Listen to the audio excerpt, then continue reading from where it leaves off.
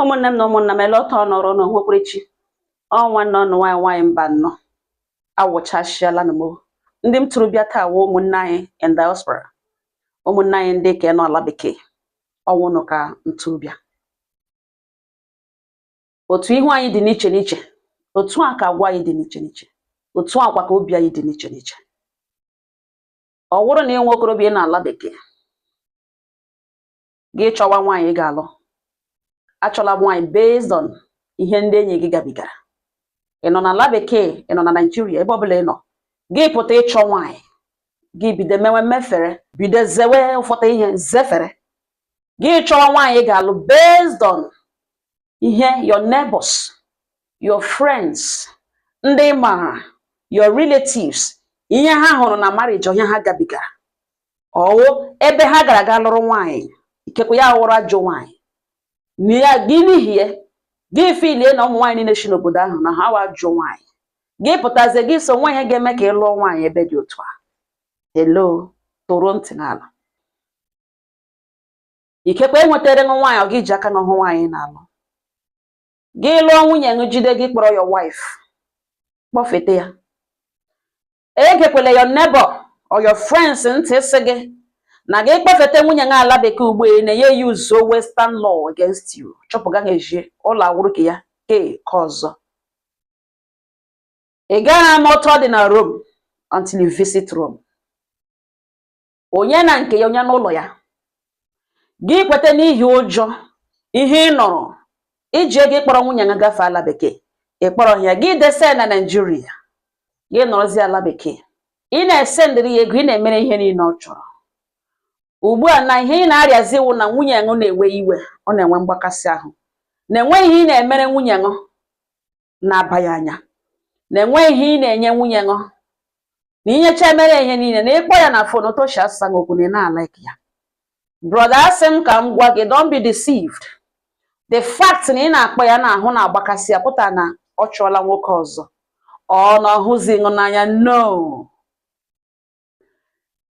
ihe ọ pụtara bụ na o miss gị die, that lady ọ dịghị expressive, ọ dịbeghị open ịgwa na ya miss gị die. Ọ bụrụ na ị na-akpọ nwunye gị ya na-agbakasị ahụ, ikekwe gị hụtawa as disrespect, ọ gị hụtawa ya na iwe na-ewe ihe niile na-emere, ego niile na-esendịrị ya na imere ya dị comfortable yet ọ na-adị happy. That alone should give you the signal that na nwunye gị ka hụrụ n'anya. She only yearns for you.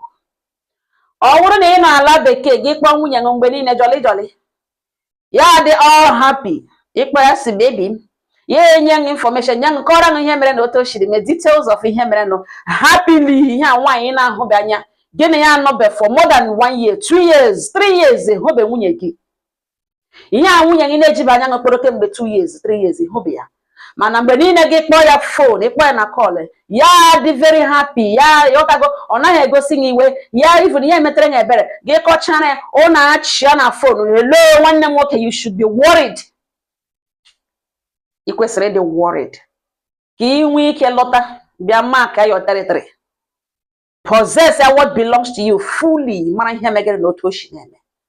Mana gị nọrọ ala bekee for long time iji nwaanyị nwunye gị nọ na Africa, ịhụbeghị nwunye gị ọ nọ fa ahụ na-ekwu na phone. Do not misinterpret the situation. N'ikekwe na ọhụzi gị n'anya na onwe respect na love zi gị.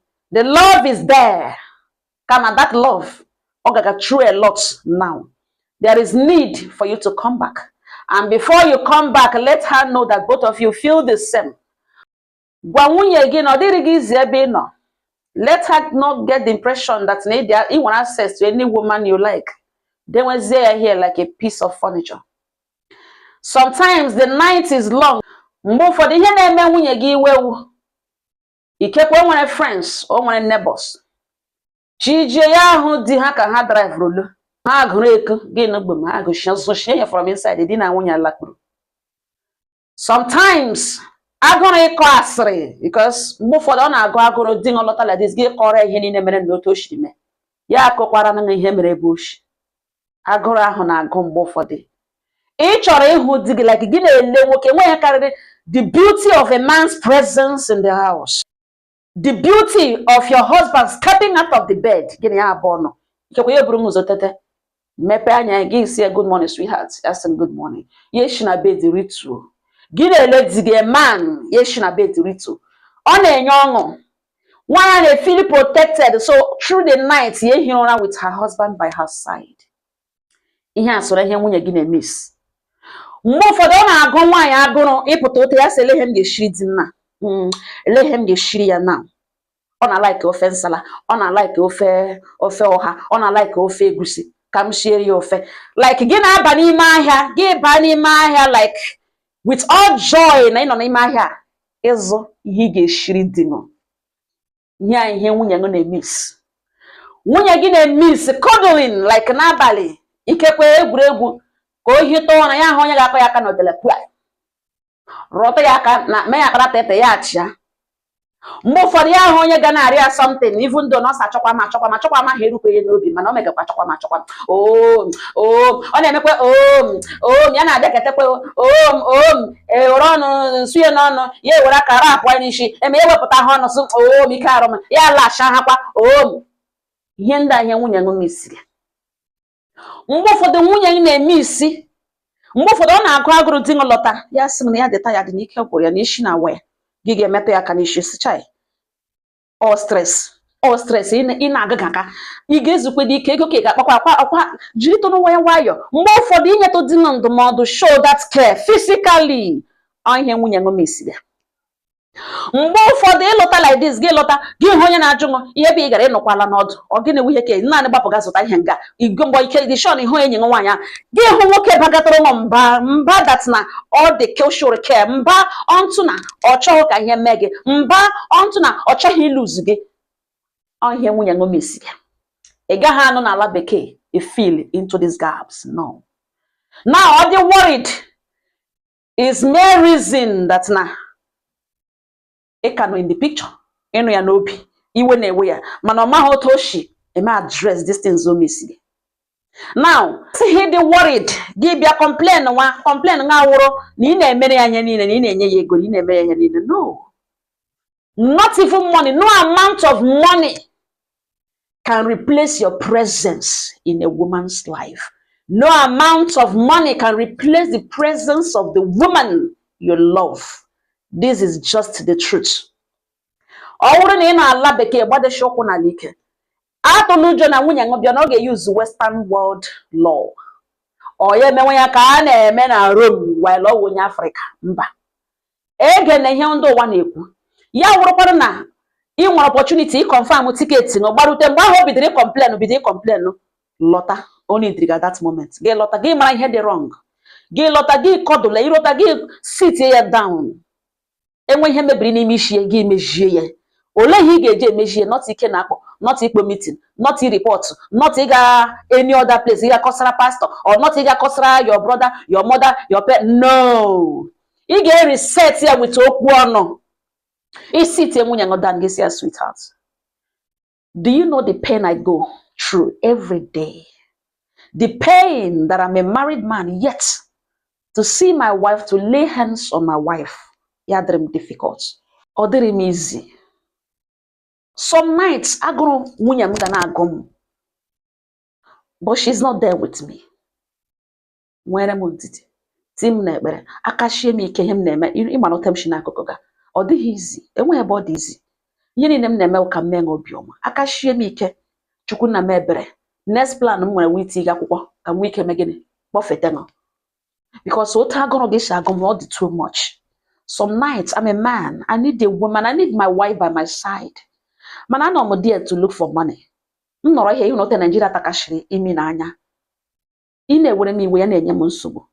Because achọrọ m ka ị na-adịrị m happy. Ama m ihe ga true, but I am going through that even more. Because na m ole ihe m ga-emere ngọ. Gwa m alọtala m, I want to be with you. I want like gị were obi ọrụ wetu obi na-agwa ya gị na-agwa ya ị na-eto ya. I don't know how I got married to the most beautiful woman on this planet Earth. Yet circumstances keeps me away from my wife. M sị ka m hapụ ebe ahụ na-alọta otu m shi na-enweta gị all these things I mega chief anya ga-eme ha chief ọ ga-adịchara m izi. So nne m nwere m ndidi no biko ebe ahụ ịnwa anwa akpata nwaanyị aka ịgala mkpụrụ ebe ahụ adịghị ize nweghị ebe ị ga-apụta gị jọsisi imetụga nwaanyị aka o nweta evidence na ị kọtọrọ ya aka ego ị ga-akwụ ebe ahụ eweta ya ebere iwere kwụọ otu ụlọ elu. Nne m ọma biko nwere m ndidi biko alọtara m okwezighị m ịdị I just have to see you. Gị na-agwa nwaanyị ya aghọta that na konji ahụ ji na o jikwe na gịnị abụọ rịago otu ihe enweghị si ịmara your game agba ọfụma enweghị ihe ọ na-egwe itwist brain nwaanyị set ya ọfụma denwe ya ọtọ kwesịrị mgbe ụfọdụ otu ekọpụ ga-egaghachi back ị ga-ekoji ya with beautiful words not ike na akpọ not o kwesịrị not ihe a nwaanyị mgbụrụ o kwesịrị no. Ndị ma this game na-abụ unu ha na-anọ na beautiful marriage enweghị naanị nwaanyị ị ga-agwa nwunye mee ka ọ ghọta ma ị kọwara ọ ga-aghọta and gị nụrụ ihekwe ya exhibit nwa nga uche gbara gwa gị act upon it because you're the man of the house. You are complicating issues. Ụmụnne m ka m hapụ ịpụ na track ị nọ ala bekee ị nọ another state nwunye nọ na another state ngwa ngwa nwere ahụ mgbakashi gị gwa ya okwu iwe na-ewe ya. Do not misinterpret the situation na ikekwe nwere onye menwere na obiọma no. Somebody else menwe ya obiọma ọnwa nwere na joy gị wozie ATM card ọ ga-ewesịrị gị iwe. Ka m tụpe gị n'azụ nwunye gị gbawa na-eji some men nwunye ha gbawa na-eji ikekwe na ala bekee ihe mkpụga ihe nọ ndị na-ala bekee gị kpọọ nwunye gị na phone ya na-asa ndọ jolly jolly ihe a nwaanyị na-ahụba anya kemgbe 3 years 4 years imetụbeghị aka gị send ego ya na ihe na-aga n'anya ya ọ na-ewere gị ya na sound all lollipop lollipop. You should be worried oga mana ọ na nwunye gị na-enwe ahụ mgbakasị look for a way and visit her. O miss your presence.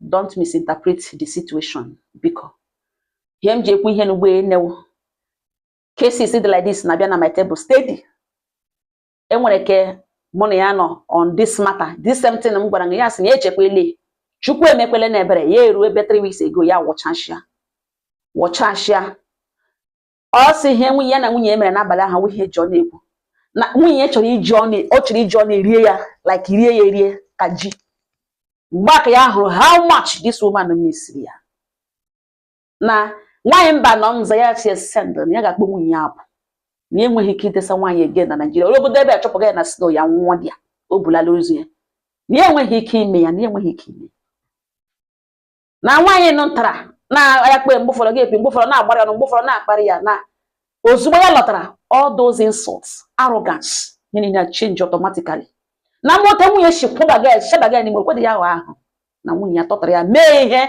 ihe denwere oke na-eme ọ bụrụ na your friend your flatmate mere mistake kekwa nwa ịhụ ga ebe ahụ nọ ihe mege na awụ ihe ịhụ anyị chọọ ya na marriage no do not measure it ijide ego kpọrọ nwunye gị kpọrọ your family ọ ngọ ha n'ọnụ Chineke duwe ọnụ udo dịkwara ọnụ.